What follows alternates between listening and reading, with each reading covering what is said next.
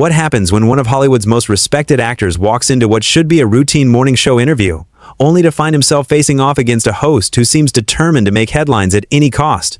The tension in the Good Morning America studio was so thick you could cut it with a knife, and what unfolded next left everyone watching absolutely speechless.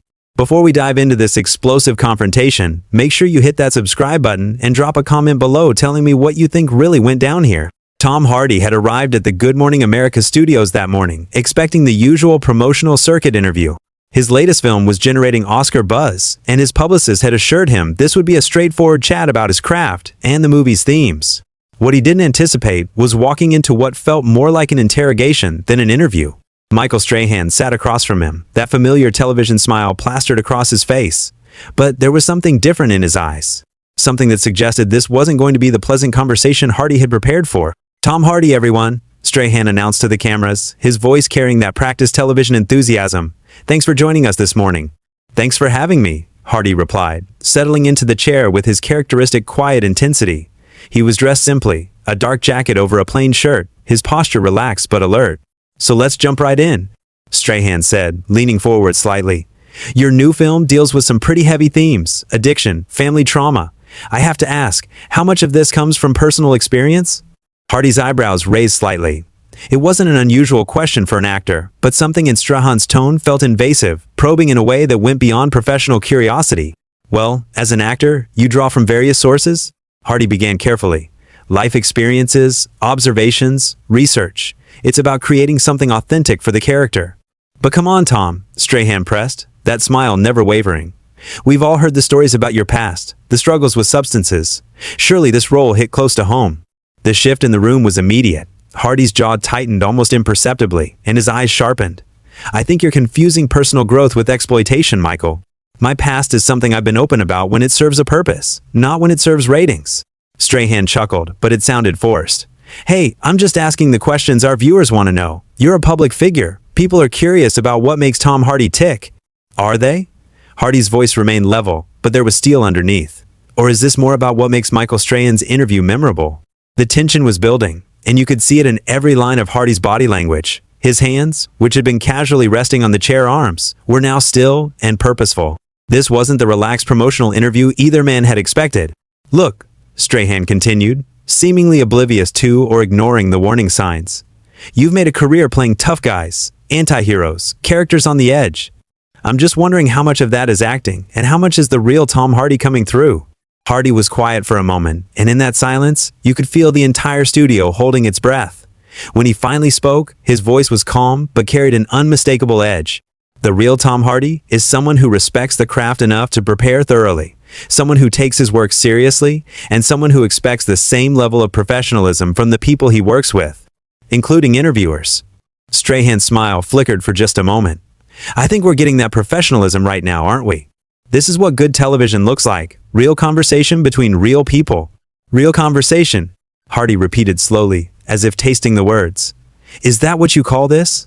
Because from where I'm sitting, it feels more like you're trying to create a moment that doesn't exist." The cameras were still rolling, capturing every micro-expression, every shift in body language. The producers behind the cameras were probably thrilled. This was the kind of unscripted television that generates clips and headlines. But Hardy wasn't playing along with the game. "I think our viewers appreciate honesty," Strahan said, his tone becoming slightly more defensive. "They want to see the person behind the performances." "Then maybe you should try asking about the performances," Hardy shot back, his voice still controlled but with an undertone that suggested he was rapidly losing patience. "About the months of preparation, the research, the collaboration with directors and fellow actors, instead of fishing for personal drama that has nothing to do with the work." Strahan leaned back slightly, perhaps finally recognizing that he had pushed too far.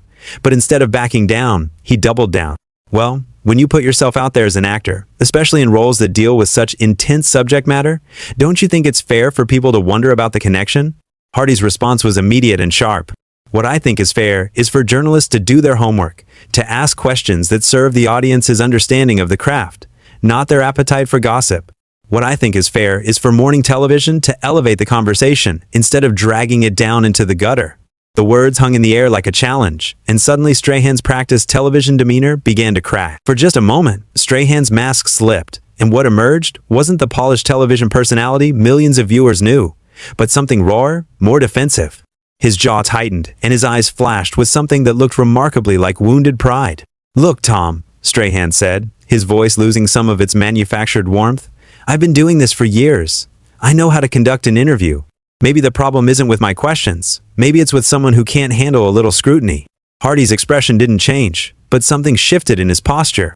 He sat back slightly, his hands folding together with deliberate calm. "Scrutiny," he repeated, the word dripping with quiet disdain. "Is that what you call this fishing expedition?" "I call it journalism," Strahan fired back, his voice rising just enough to indicate he was losing his composure. "Real questions for real people. Not some sanitized publicity nonsense where we pretend celebrities are above normal human curiosity." "Normal human curiosity," Hardy said, nodding slowly as if considering the phrase.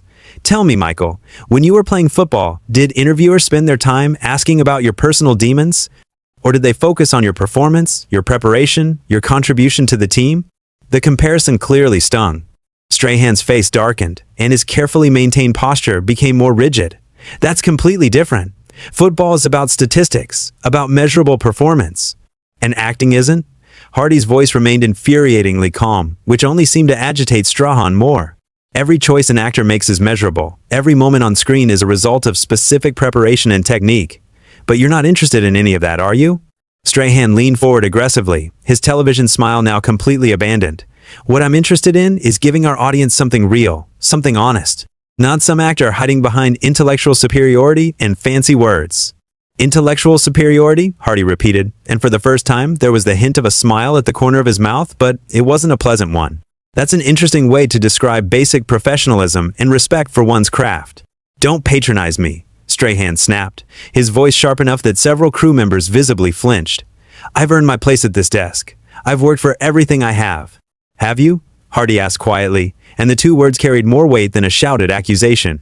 "Because from where I'm sitting, it looks like you're trying to build your reputation by tearing down someone else's." The accusation hit its mark. Strahan's face flushed, and his hands gripped the edge of his desk. "You think you can come in here and lecture me about my job? You think because you've done a few movies, you understand television?" "I understand respect," Hardy replied, his voice never rising above conversational level, which made his words all the more cutting. "I understand preparation. I understand the difference between asking questions that serve a purpose and asking questions that serve your ego." "My ego?" Strahan's voice cracked slightly, revealing just how deeply the comments were affecting him. "You're the one who can't handle a simple interview without turning it into some kind of intellectual debate."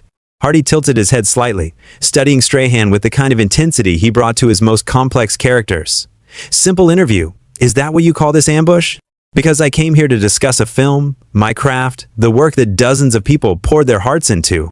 Instead, I find myself dealing with someone who seems more interested in creating controversy than creating understanding." "Controversy sells," Strahan said, and immediately looked like he regretted the admission. "I mean, engaging television requires real emotion, real conflict." "There it is," Hardy said softly, and his voice carried a note of something that might have been disappointment. "Controversy sells. That's what this is really about, isn't it? Not journalism, not serving your audience, but manufacturing drama for ratings." Strahan tried to recover, his media training kicking in automatically. "That's not what I meant. What I meant was that our viewers connect with authentic moments, with real human interaction." "Real human interaction?" Hardy mused. "Like attacking someone's personal history to generate a reaction? Like trying to provoke an argument where none existed? That's your definition of authentic?" The questions were delivered with surgical precision, each one designed to expose the hollowness of Strahan's justifications. And it was working. Strahan was visibly struggling to maintain his composure, his carefully constructed television persona crumbling under Hardy's relentless, quiet assault. "I don't have to justify my methods to you," Strahan said, his voice tight with barely controlled anger. "This is my show. This is my house. And if you don't like how things work here, maybe you shouldn't have agreed to come on." Hardy's eyebrows rose slightly. "Your house?" he repeated. How illuminating.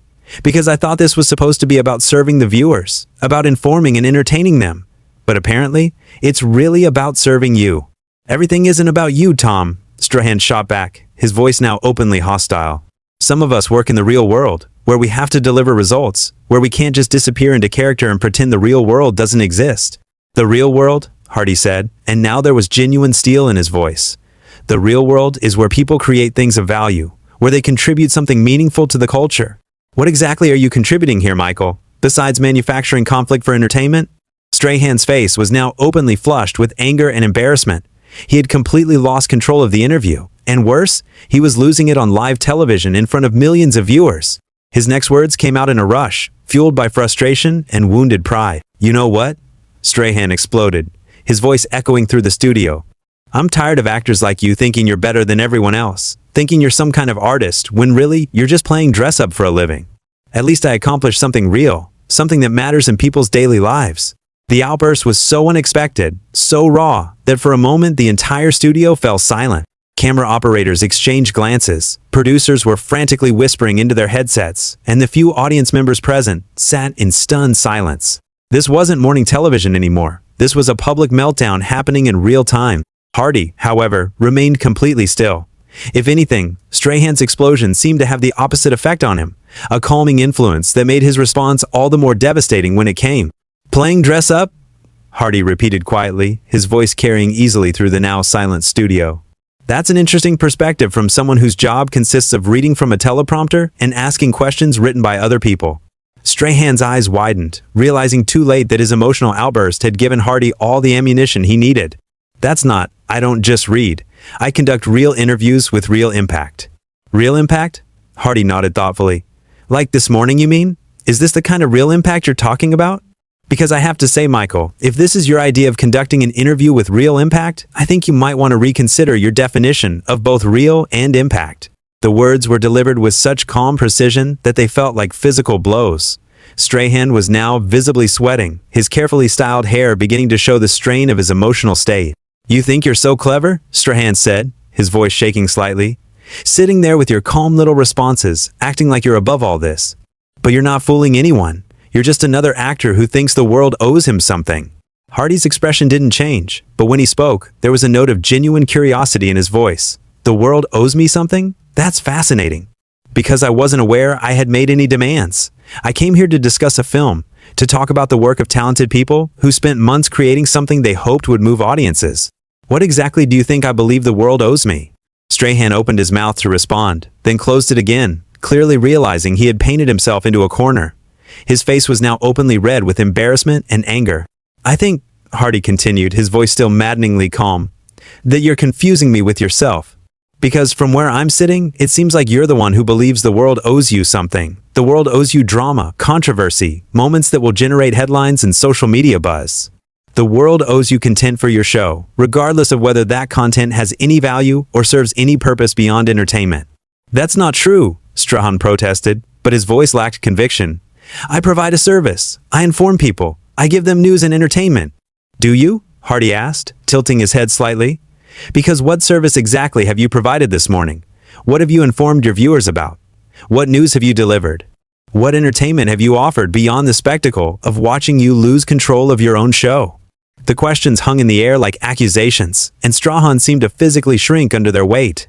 He looked around desperately, as if hoping someone would throw him a lifeline, but the crew members were all studiously avoiding eye contact.